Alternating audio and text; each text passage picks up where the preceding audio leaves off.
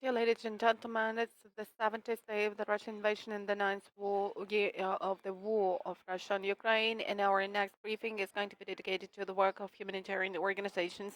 And let me invite Oleksandr Shevchenko, head of the Ukraine SOS NGO, and this is the organization which is one of the key volunteering initiatives related to work in Kharkiv and in the east of Ukraine. What about your priorities, Alexander?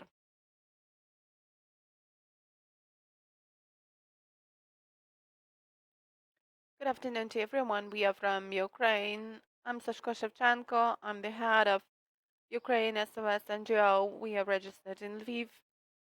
I'm myself from Kharkiv.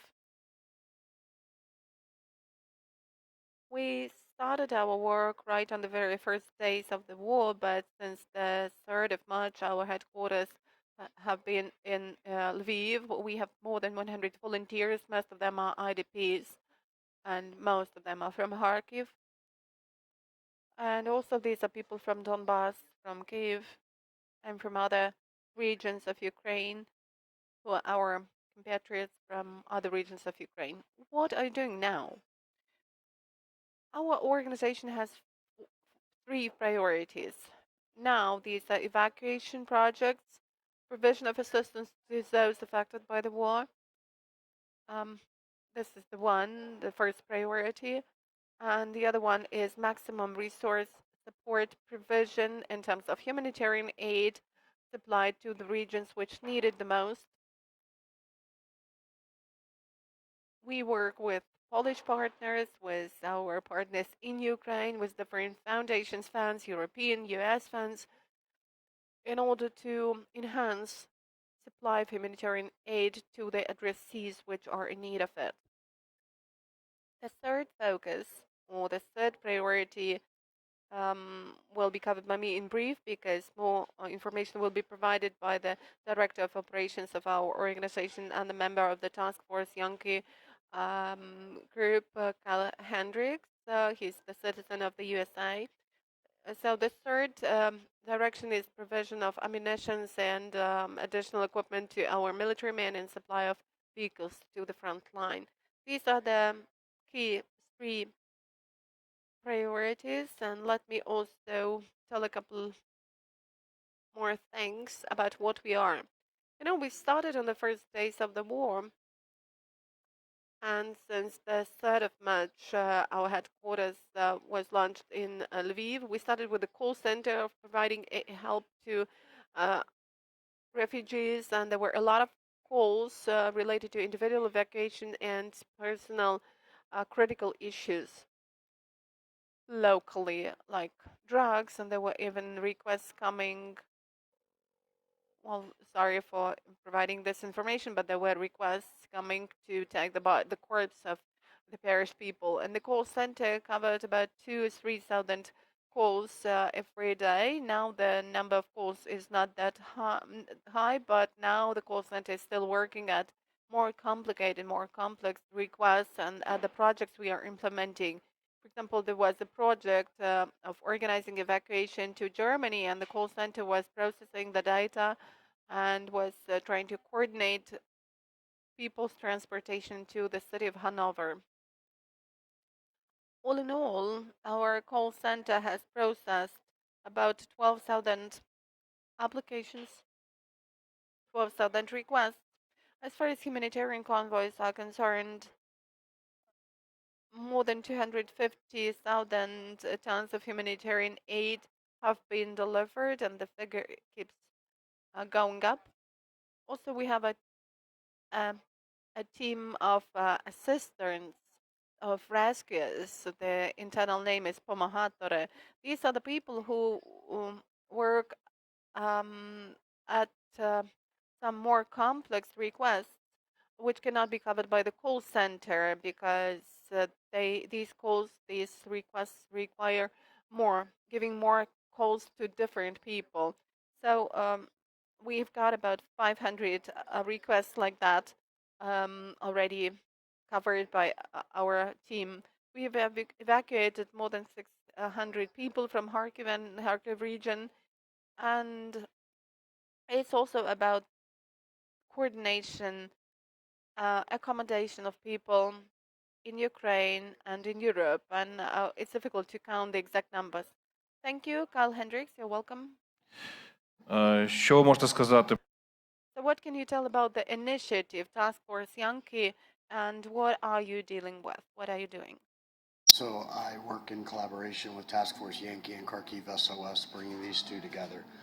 We quickly identified Kharkiv SOS as leaders on the ground here, providing support to the Ukrainian people and the displaced refugees as a result of the war. Our goal with Task Force Yankee is to use them to fuel the fire that Kharkiv SOS has already started. On our three objectives, military equipment in, medical supplies in, and refugees out, we've had the privilege of having a spectacular team. And with this team, we have been able to, like he said, we provide hundreds of tons of medical aid at this point. It's really spectacular to watch what we've been able to do in a short time. We have the ability, so we have the obligation to get it done. With that, we started several very unique projects, Operation Mommy being one of the newest initiatives, and that will be pairing refugees with sponsors to provide aid in the long term. Also, in addition to that, we've had the privilege of working with the professional soldiers as well as the volunteer soldiers who have been drafted into the war, volunteered into the war, and we've identified several issues there that kind of raise some questions. За 70 днів від початку вторгнення So over 70 days of the war, have your priorities changed? Can you tell where the need has increased and where the need has gone down? What assistance is now more in need in the east of Ukraine from your organization? The question is to both of you, so you may take it. The needs are very liquid. They're changing every day. One of the greatest needs that we've identified is there's no longer a giant bolus of refugees moving from the east to the west. Now, there's more of a trickle of the refugees, but the need for long-term placement, for the ability for them to restart and restructure their lives is being identified. Several of the organizations that we are paired with are also working towards this objective, but as you can imagine, this is a much more difficult problem to solve. Олександр? Oleksandr? I have already mentioned that we started with organizing a call center, which got organized by itself because our friends and our colleagues kept asking us where they could be evacuated to, how they could be accommodated in Uven, Kropyvnytskyi, or Lviv, and we provided this information during the first days of the war. This was probably the most needed information and assistance. Now, really, the flow of refugees has gone down, and the largest need from the point of view of people, civilians, is evacuation of complicated, let's call it that way, groups of people. I mean, bedridden people. Also, it's provision of assistance to mothers whose husbands are on the front line or who have perished. And we have the project entitled Mothers, through which we would like to coordinate mothers from Ukraine with little children or pregnant women from Ukraine with their families in the US and Europe for them to get some direct assistance without our further involvement on a long-term basis. Now the focus has been shifted, and we focus on provision of assistance to target groups and people badly in need. As far as humanitarian aid is concerned, we started with a chaotic volunteering movement, and it was quite often absolutely impossible to realize who was just using the war or who was really, really helping people. But now it's better organized, and Kharkiv volunteering movement, let me characterize it. There is a system of hubs, and we have our warehousing facility there. There are more than 40 hubs which are organized according to one and the same protocol of work.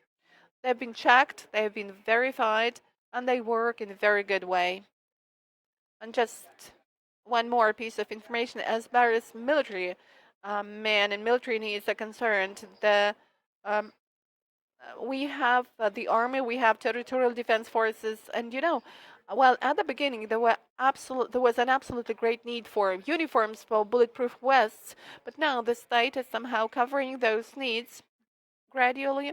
Therefore, our main focus is working at, again, the same as with refugees, at more targeted, more complex needs, more expensive requests, since the state may start working with these issues of additional equipment or copters, or optic devices in a year's time, but they cannot do this now. You're actively working in Kharkiv region and in Donetsk region, and these are now the regions where we have the hostilities, where we have the battle going on for Ukrainian Donbass. What do you hear? What do you see concerning this battle? We've had the opportunity to speak with several of the leadership individuals of the units that are both holding the line and pushing the line against the Russian aggression. One of the recurring themes that continuously gets brought up is that the specialized soldiers do not have specialized equipment. The secondary support and volunteer soldiers are equipped very similarly to the professional soldiers. Anybody with any kind of military background understands that these are your best tools, and they are not being equipped or sharpened, to use an analogy, to do what they need to do. The recurring theme is that they do not have access to the funds necessary to purchase the equipment to make them the best at what they're doing. We can see the dedication coming from the Ukrainian people, the citizens, the refugees themselves, and all members of the military. We would just like to see them getting some more of the support in the form of funds and financing to be able to purchase the equipment that they need. Дякую, Олександр Шевченко, Кайл Хендрікс. Thank you, Oleksandr Shevchenko, Kiel Hendricks, Ukraine SOS NGO. Thank you for what you're doing, and thank you for sharing this information with us.